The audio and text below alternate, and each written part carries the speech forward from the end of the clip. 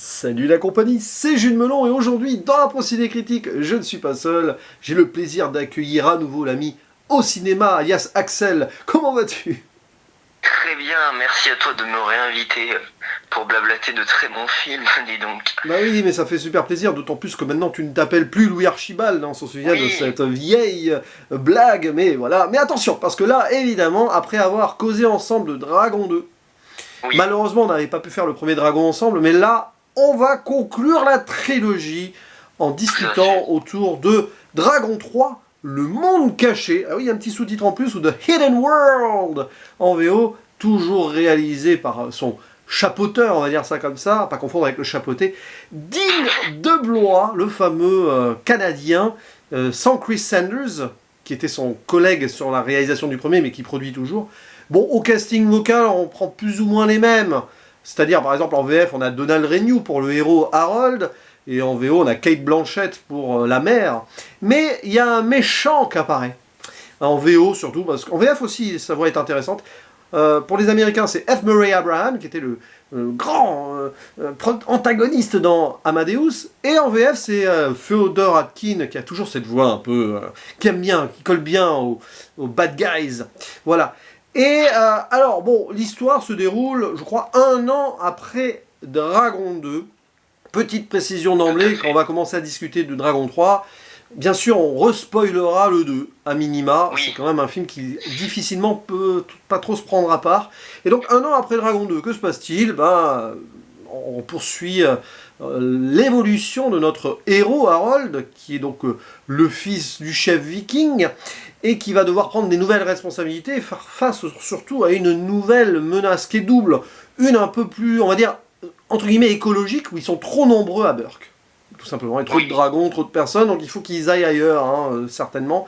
Et il y a un tueur de dragons qui s'appelle Grimel le Grave, qui veut à tout prix éradiquer tout ce qui... Enfin, pas tous les dragons, mais surtout les furies nocturnes. Et dès qu'il apprend qu'il y en a une encore en vie, notre cher Croque-Mou, hein, qui est le vrai héros peut-être de cette trilogie, il veut à tout prix s'en saisir. Et il va utiliser pour cela une furie blanche. Et oui, parce qu'il y a forcément... Et Croque-Mou, ah, bah Croque-Mou, il grandit lui aussi. Il va peut-être découvrir l'amour et tomber dans le piège.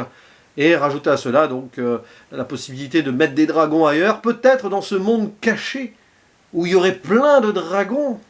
Mystère. Du coup, film d'animation, certes, d'aventure peut-être, et conclusion d'une trilogie marquante, surtout pour toi, mon cher Axel. Et dis-nous à quel point tu apprécies ce film qui n'a pas forcément été bien reçu à sa sortie en 2019, je n'avais pas précisé. oui, c'est vrai. Bah, moi, bon, vous le savez, hein, je pense maintenant, si vous avez vu notre vidéo sur Dragon 2, moi je suis un très très grand fan de la trilogie Dragon. Bon, mon préféré c'est le 2, hein, je l'ai Oui. toujours dit et tout ça. Mais c'est vrai que quand je l'ai vu à l'époque, Dragon 3, bah, j'en suis sorti tellement ému parce que bon, sans pouvoir en reparler potentiellement, mais Oui. la fin, moi, ouah, quand t'as un minimum apprécié la trilogie, je pense que la fin ne te laisse pas de marbre, hein. Et c'est vrai que moi, bah, quand je l'ai vu, j'ai eu ce sentiment de, je voyais les défauts, je savais que c'était clairement pas le meilleur de la trilogie, Mm. mais en même temps, j'étais toujours dans cette optique-là de, bah, c'est la dernière fois, tu vois, qu'on passe un moment avec eux, 1 heure et demie avec eux, avec ces personnages. Leur histoire va se terminer, enfin voilà. Et que c'est vrai que c'était, quand je l'ai vu en ça, j'avais adoré. Et c'est vrai que je l'aime toujours autant le film. Je trouve même que je l'avais revu un peu après sa sortie, je l'ai même revu à la hausse. Je trouve il y a des très bonnes choses dans le film. Il y a même des personnages, bon, quand on en parlait, tu sais, tu me disais Astrid dans le 2 qui était un Mm. peu en recul, tu sais, enfin, qui avait peut-être pas le droit à sa quête et tout ça. Là, je trouve que dans le 3, ça s'arrange un peu ce genre de choses. C'est vrai que elle va avoir par exemple elle le droit à son histoire, machin, à ses moments de bravoure et tout ça. Et c'est vrai que même le fait que on veuille nous raconter beaucoup de choses avec le monde caché, Ouais. gérer l'antagoniste, gérer ses problèmes sur Burke et tout ça. C'est vrai que dans un film de 1 h 45, je crois qu'il dure le film, À peu près. et ben on aurait pu se dire ouais, est-ce qu'ils vont arriver à tout gérer? Alors c'est peut-être pas parfait, mais je trouve quand même que ils arrivent quand même bien à bien à jamais survoler les sujets, tu vois, à vraiment bien aller jusqu'au bout des choses. Donc c'est vrai que moi j'ai beaucoup aimé, toujours aussi dans cette optique-là de grandir avec le personnage d'Harold, Bien qui sûr, c'est ça. toujours est, qui là commence vraiment à devenir un vrai adulte. Ouais, voilà. Je crois qu'on en avait Voilà. parlé dans le 2 à ce niveau-là, c'est que on grandit avec Harold, et dans le Oui. 3, oui, il prend ses responsabilités qui sont multiples. Mais ça, on y reviendra en zone spoiler pour plus de détails. Ouais, tout à fait. D'ailleurs, en zone spoiler, on pourra, je reviendrai tout à l'heure, tu comprendras quand je te le dirai tout à l'heure, mais à l'époque de la bande-annonce, je crois que c'est Universal, hein. C'est le premier film DreamWorks que Universal a D'accord, distribué, je crois, tu sais. d'accord. Et ils ont fait la pire erreur marketing. Ça, Ah, on il en faudra... reparlera, mais D'accord. la bande-annonce, vraiment, il y a eu un truc catastrophique. Mais bon, ça, Aïe, on aïe, pourra en aïe. reparler. Je vois l'idée. Enfin, ça serait une catastrophe si c'est ça, mais on en reparlera. Alors oui, les studios DreamWorks, une fois, j'ai encore oublié de dire que ça venait Oui. d'eux. Et alors, mon avis sur le film va Ah. surprendre, parce que je crois que c'est mon préféré des trois. Et c'est Oh. spécial, parce que je pense sincèrement être l'un des seuls à dire cela. Dans le sens où le 2 est le meilleur. L'art est subjectif, comme le dirait notre ami Artopolis ou l'endimanché du ciné et tout, mais ils ont raison. Hein. Mais objectivement, ça veut rien dire. Mais je vois qu'il est le plus complet, le 2. Notamment Oui. sur le plan de la réal, mais aussi de l'émotion, du scénario. Ici, il faut l'avouer, sur le plan de l'histoire et de l'évolution de certaines choses, sur les trames et les péripéties, c'est parfois un peu amené avec des grosses pattes et c'est souvent conclu brutalement pour laisser place à autre chose. Mais pris en tant que conclusion de la trilogie, et moi je suis très sensible à comment finit une trilogie ou une saga. C'est pour ça que j'avais pas détesté Star Wars 9 malgré le fait qu'il y ait énormément de défauts, parce que la conclusion telle qu'elle est montrée m'avait plu malgré tout. Et bien là, c'est pareil. Alors, il y a moins de défauts intrinsèques que Star Wars 9, certainement, surtout dans la cohérence, parce que là, on a une vraie cohérence de trilogie, pas comme la postologie, Disneylogie de Star Wars, quand même, mais bon, ça, c'est un Oui. autre débat. Ici, on voit que Dean de Blois avait tout en tête, à minima, au moment où il a commencé le 2, il voulait faire le 3, d'ailleurs, c'était sa condition, et on voit qu'il avait réussi dans sa tête à finaliser le truc parfaitement. Et là où le 2 était plus sur, oui, incroyable scénario, il y a des choses très folles qui vont se passer, même dramatiques, là on est plus sur une émotion simple, sur ce qui va se passer, où tout file comme une autoroute, on voit tout venir, mais ça fonctionne très bien à mes yeux. Oui. Parfois la simplicité est l'ami du spectateur. Et même si ça peut paraître, voilà, oui, j'ai pas eu d'attente plus haute que cela peut-être. En même temps, je découvre la saga un peu sur le tard et j'ai enchaîné avec le 2, enfin après le 2. Donc ça m'a beaucoup plu. D'autant plus que, au-delà de cela, sur le plan visuel, c'est extraordinaire quand même. Il faut savoir que Oui. DreamWorks avait développé une technique pour ce film, hein, je crois que c'est le Moon Ray, pas confondre avec le J'adore Ray, référence à Kate dans Été 85, si certains l'ont. Et il y a quelque chose qui est, mais alors, proche d'un réalisme, parfois ça désarçonne un peu au début, tu as l'impression d'être dans une sorte de film un peu 3D, un peu comme Beowulf de Robert Zemeckis, tu vois ce que je veux dire? Ah oui, je vois ce que tu veux dire. Ouais, ouais, ouais. Parce que Oui, bon, oui. alors, sur le décor, la brume, le bateau au début, Ouais. extraordinaire. Mais il y a un travail d'ambiance et de couleur et de visuel sur le film qui donne une poésie presque dramatique à certains moments, y compris alors sur le monde caché très coloré.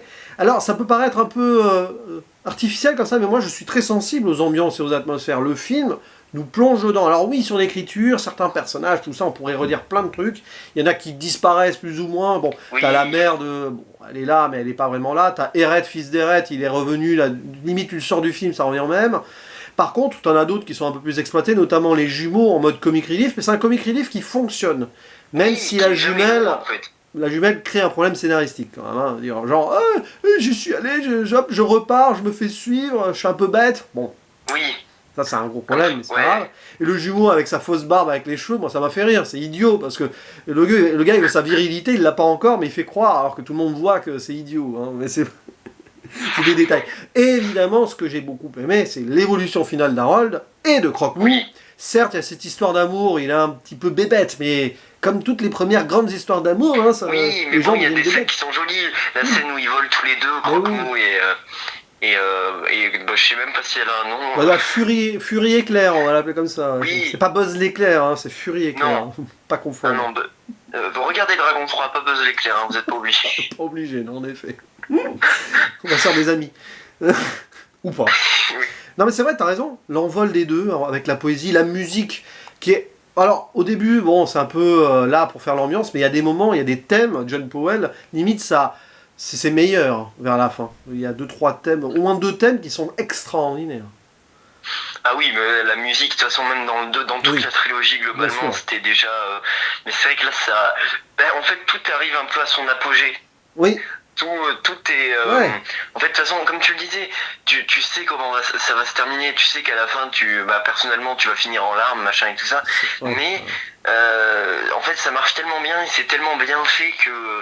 Bah oui, forcément que t'es pris par les sentiments, forcément que t'apprécies et tout ça parce que ça fonctionne, quoi. Et même, on en a pas trop parlé, mais le méchant, même si je le trouve moins marquant que Drago, Ouais. Ouais. il est quand même Ouais. très réussi, très malicieux, tu sais, c'est pas une grosse brute, tu sais, comme Drago. C'est vrai. C'est un peu presque l'inverse en fait de Drago, tu sais, c'est un peu tu sais, un peu C'est un peu une sorte de Malthazar, si on veut. oui, Si on fait une référence à une trilogie que t'aimes bien, hein, pas trop le spin-off. oui, bah la trilogie, hein, pas le coup. Mais c'est vrai que t'as raison. Bon, le méchant, en fait, il fait prétexte. Un peu. Oui. Et le scénario a des grosses ficelles et de la facilité.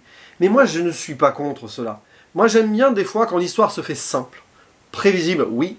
Mais au service de l'émotion et du build-up Oui. dramatique qu'on voit venir, mais voilà, ça fait partie ça, parce que je suis parfois très bon public, mais c'est pas un mal, hein. Ça fait du bien aussi, des fois.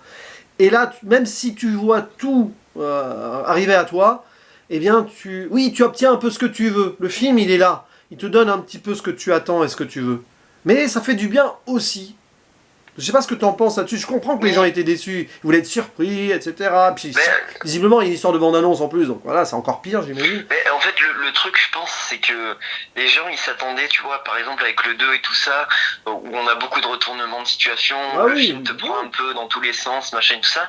Là, moi, ça m'a fait du bien, comme tu disais, que les choses reviennent un peu, entre guillemets, à l'essentiel, parce que, avec des gros guillemets, hein, parce qu'il se passe quand même beaucoup de choses, Bien sûr. mais que tu vois on n'aille pas chercher tu vois des retournements de situation que vraiment l'histoire soit aille à l'essentiel comme tu le disais que vraiment on y aille étape par étape et que voilà moi j'aime bien justement ce déroulé là qui fait monter l'émotion jusqu'au feu d'artifice final. Mais c'est vrai que et c'est double fin, on peut en parler comme ça, beaucoup de gens Il y a une double beaucoup fin. de gens s'en sont plaints de ça, alors que moi pas du tout, hein, j'ai trouvé ça très beau la double fin, moi ça m'a beaucoup plu, mais c'est vrai que ouais il y a tout ce truc là de je pense les gens ont j'ai peut-être pas cet effet là mais de tout ça pour ça, peut-être de je sais pas de trouver peut-être le dernier un peu trop simple. Alors vous je sais pas, Ouais. alors que moi je trouve que vraiment puis même au niveau de comment dire de l'évolution des personnages ça leur fait mal de nouveau encore en personnage. Mais d'ailleurs, en fait, ce film fait contrepoids aux deux, et je pense Oui. qu'il aurait eu, peut-être moins, mais beaucoup de détracteurs aussi, s'il avait été à l'image du 2. Si ça avait été, Oui. genre, avec des retournements, etc. Il y en a qui auraient dit, oui, mais bon, on a vu un peu cette recette dans le 2, donc... De toute façon, quoi qu'il arrive, vu l'ampleur que le 2 a eu et les critiques Oui. extraordinaires, etc., parce que on va dire que pour 80 ou 70% des gens, c'est le meilleur, le 2. Ah oui, oui. Et donc, pour beaucoup de gens. forcément, quoi qu'il arrive, le 3, qui est annoncé comme une conclusion en plus, donc on attend encore mieux que le 2 et tout, bah voilà, ça ne pouvait que décevoir. Un petit peu, alors à l'époque, encore on va faire une référence à Star Wars, je pense que le retour du Jedi avait été moins bien accueilli largement qu'après l'extraordinaire Empire contre-attaque. Parce qu'il y avait les Ewoks, bon d'accord, ok. Mais aussi parce que bah, c'était une conclusion et que le 2 était tellement... Voilà. Tout le monde... Une conclusion de trilogie, déjà à la base, forcément il y aura des déçus. Mais là c'est normal, je pense que Dean DeBois il s'y attendait, il s'en fiche, il a fait son truc avec son idée scénaristique, avec sa visée artistique. Et voilà ce que ça donne.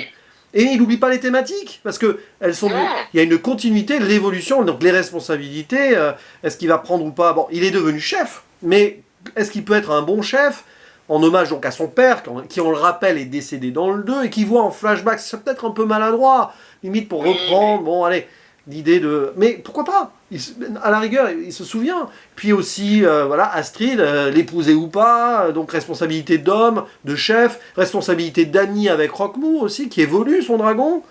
Et s'il veut son bonheur, eh ben, à un moment, voilà, avec cette amourette, il va y avoir des choix à faire.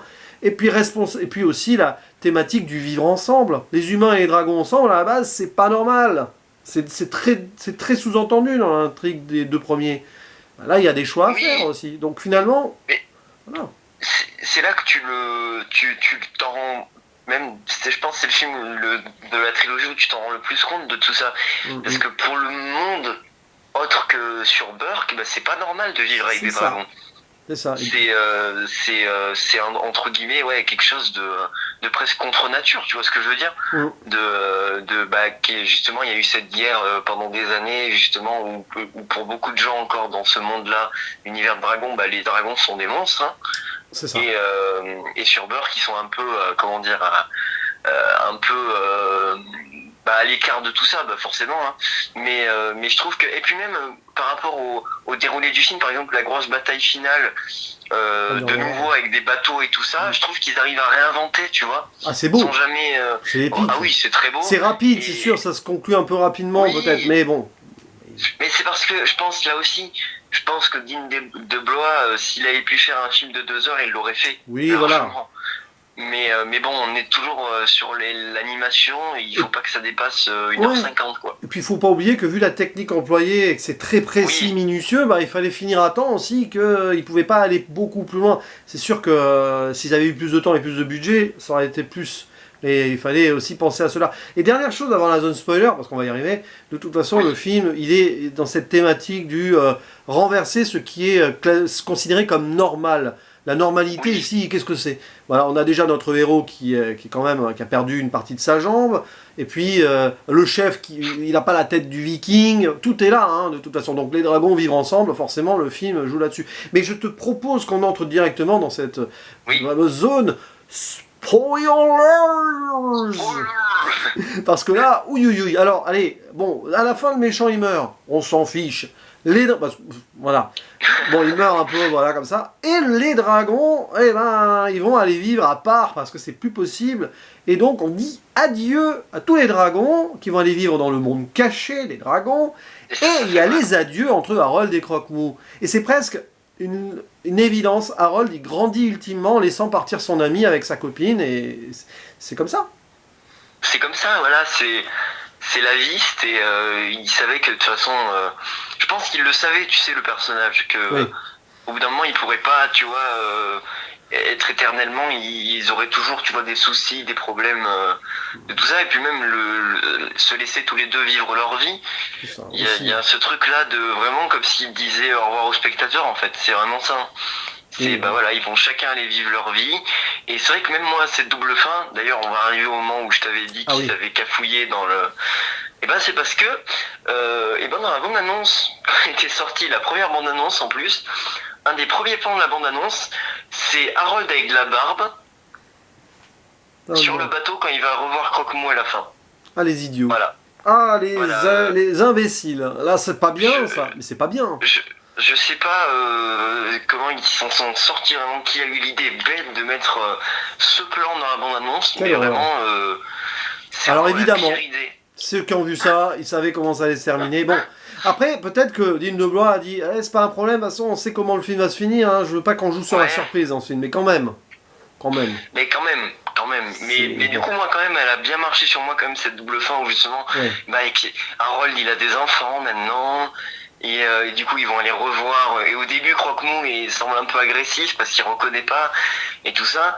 Et c'est vrai que ça marche, tu vois. Après, quand ils se retrouvent à nouveau, je pense le truc qui a dérangé les gens, c'est que la scène précédente, c'est quand ils se quittent. Et là, tu repasses sur une scène avec un bond dans le temps. Je sais pas, il Oui. doit y avoir quoi, 10 ans. T'as pas le temps de voir le manque, c'est ça. T'as pas le Oui. temps. Oui, c'est vrai. Voilà.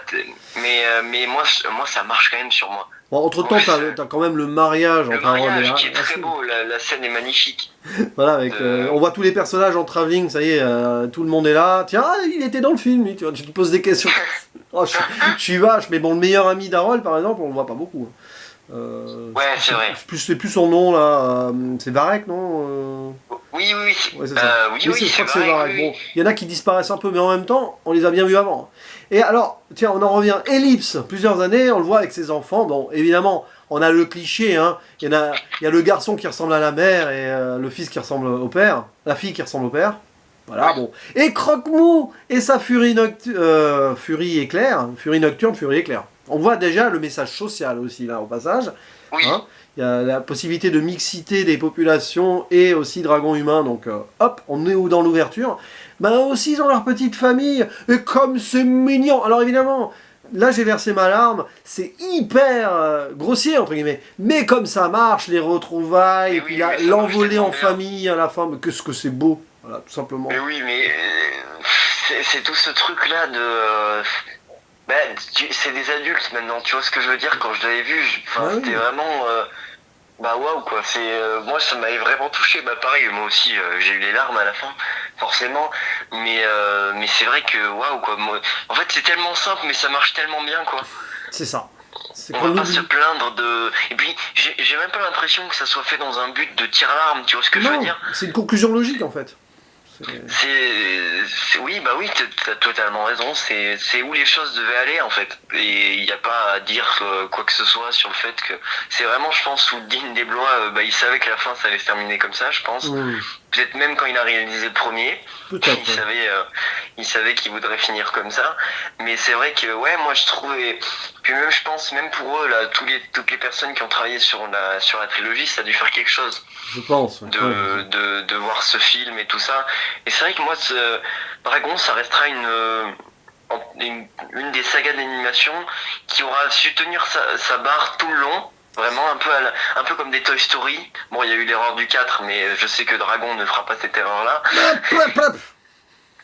D'ailleurs, tiens, quand même. Alors, moi, quand même, alors, évidemment, ça a marché tout ça. Dean DeBlois, lui, voudra plus en entendre parler, mais c'est DreamWorks qui possède la licence. Ouais. Imaginez une suite avec les enfants. C'est possible, hein. J'espère que non. Mais ils ont déjà étiré des trucs avec des séries spin-off et tout, là. Et avec un court-métrage de Noël, là, où justement les furies nocturnes viennent au village. Attention, c'est pas bon signe quand on commence à faire des spin-offs, des courts-métrages Noël et tout. Maintenant, c'est pas Disney, hein, mais quand même. J'espère pas. Après, ils ont fait la même chose avec les Shrek et ils ont toujours pas fait de suite à Shrek, donc... Non, mais bon, en tout cas, il pourrait y avoir une histoire avec les enfants qui serait fatalement de la redite, mais bon. Ouais, c'est vrai que, en vrai, ça me donnerait pas envie, mais bon, après, ça sera un dragon, donc j'irai le voir quand même, mais c'est vrai que je pense que c'est une trilogie et tout ça, mais je pense pas qu'ils tireront sur la corde.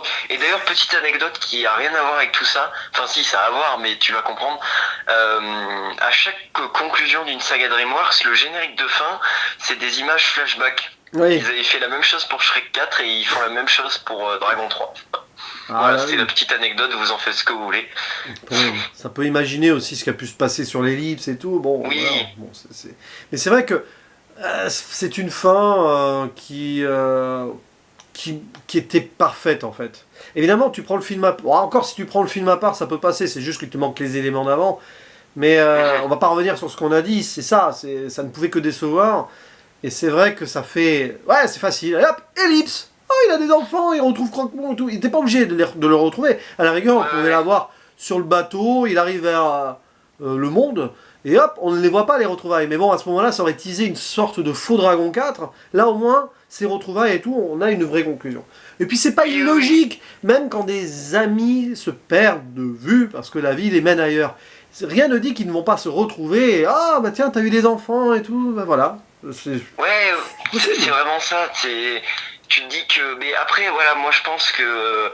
Moi en vrai, je suis de ceux qui. Bon, peut-être je suis optimiste, mais je pense pas qu'ils tireront sur la corde. Hein. Vraiment, et je l'espère pas. J'espère. Mais bon, après, puis même je suis très triste de le dire, mais les dragons, ça a jamais été des films qui ont marché plus que ça. C'est vrai, puis DreamWorks, ils ont pas mal de licences, pas mal de trucs, donc on peut leur faire confiance. Après, ouais, on peut Et du leur coup, faire je te confiance. propose, attends, au passage, qu'on referme, attention, j'ai refermé la zone spoiler parce que justement, là, on se pose la question, alors sans révéler ce qu'il y a dans la conclusion, oui, on espère qu'il n'y aura pas de Dragon 4 et que DreamWorks restera sur cette conclusion-là. Mais bon, marketing, à voir, à suivre. À voir. J'espère que. Ouais, ça, bon, on verra bien, mais en tout cas, j'espère qu'ils feront pas les mauvais choix. En plus, ils ont des potentielles nouvelles sagas comme les Bad Guys ou des choses comme ça. C'est ça, ah bah oui, ils peuvent faire Bad Guys 2, il n'y a pas de souci, là, il y a de la place si on veut. Hein. Ah oui, là, il y a de la place, et même ça me ferait plaisir. Hein, il y a des très bonnes, c'est des très bonnes choses. Hein. Mais c'est vrai que bon, on verra bien, mais en tout cas, non, je pense pas qu'ils feront cette erreur-là de faire ça. Mais ouais, moi, je suis content quand même qu'ils aient réussi à. Parce que bon, il faut savoir qu'à l'époque, le 2 n'avait pas si bien marché que ça. Ouais. Et je suis content qu'ils aient quand même mis en projet le 3. Ouais. Mais du coup, d'ailleurs, très... pour cette conclusion, là, j'ai besoin de ton avis. Le 2 étant le meilleur pour toi, pas de souci. Oui. Le 3 meilleur que le 1 ou pas à tes yeux? Bah, pour moi, je pense au même niveau. Ah, ok. Tu te mouilles pas. En vrai, ils ont un peu ce paradoxe-là de le 1, c'est le commencement, donc forcément, il faut mettre en place tout l'univers, les personnages, etc. Et le 3, de conclure tous les arcs narratifs et tout ça. Donc, c'est toujours des films qui ont au-delà du scénario et tout ça, un but premier. Et qui après c'est de commencer et de conclure. Et c'est vrai que le 2 c'est toujours les films entre guillemets pas plus simples, mais tu te dis voilà, on connaît déjà les personnages, du coup ils peuvent étirer l'histoire et tout ça sans forcément avoir besoin de conclure à ce moment-là, même si bon ils fermaient déjà un peu des arcs narratifs dans le 2. Mais c'est vrai que moi, pour moi le 2 est quand même meilleur, mais le 1 et le 3 je trouve à peu près au même niveau. Ouais, personnellement. Après, et toi, du coup, quel est ton classement C'est compliqué. C'est compliqué, mais je pense que le 3, alors c'est. Oui, c'est fou. Alors il faudra que je les revoie, forcément. Mais pour l'instant, c'est 3, 2, 1. Mais c'est très cohérent. Hein. Pour moi, c'est un tout. Je pense que là-dessus. Oui, pareil, c'est des films. Vous pouvez même vous faire un marathon parce qu'ils ne durent pas 2 heures chacun. Non. Je pense que c'est une bonne expérience aussi à faire, je pense. Non, c'est vrai. Non, mais c'est une très très belle trilogie. C'est l'une des meilleures trilogies d'animation, je pense, de ces dernières années. Oui, et je pense la meilleure saga de son studio, hein, je pense, on peut se le dire. Hein. Après, voilà, j'ai pas tout vu. Par exemple, j'ai pas vu les Kung Fu Panda. À voir. Ah, les Kung Fu Panda sont très bien. J'ai pas vu tous les Shrek, je crois. Il me semble qu'il me manque le 3 et le 4, hein, facilement. Donc, enfin, il y a eu un 4, Shrek, non? Oui. Ouais, bon. C'était petite anecdote là aussi qui a rien à voir. C'est le premier film que j'ai vu en salle, Shrek 4. Ah, voilà. Peut-être qu'un jour on en parlera ensemble. Il faudrait que je fasse une rétro Shrek avec des gens différents, comme je le fais pour Fast and Furious en ce moment. Oui, j'ai vu ça. Ça peut être drôle. Tu vas avoir beaucoup de choses en Marseille pendant les prochaines semaines. Oh là là là là, oui, bon, ça. Hein. Mais bon, en tout cas, voilà, on vous invite, vous qui nous écoutez ou nous regardez, à découvrir cette saga si c'est pas fait, et puis surtout à nous dire en commentaire si vous aimez le 3, est-ce qu'il y en a quand même qui ont aimé le 3 à part nous deux, bon oui évidemment, et votre classement aussi, allez balancer votre classement des 3 dragons, c'est la fête. En tout cas c'était un plaisir total et absolu comme d'habitude hein, d'évoquer ce film en ta compagnie. Là on a parlé d'une de tes sagas préférées, donc c'est vraiment génial. Oui, je suis très content, vraiment. Merci beaucoup à toi pour l'invitation. Le plaisir est toujours partagé. C'est des très bons moments de discuter, et surtout de très bons films. Hein. Ah bah oui. Donc, oui, des fois on a eu moins de chance sur certains, mais là ça va. On s'en rappelle bien, je pense que les gens aussi peut-être. Bah, il ne reste plus qu'à faire le mot de la fin, le traditionnel. À la prochaine. Ciao. Oh, il y a un dragon là-haut. Oh, tiens, c'est croque-mou.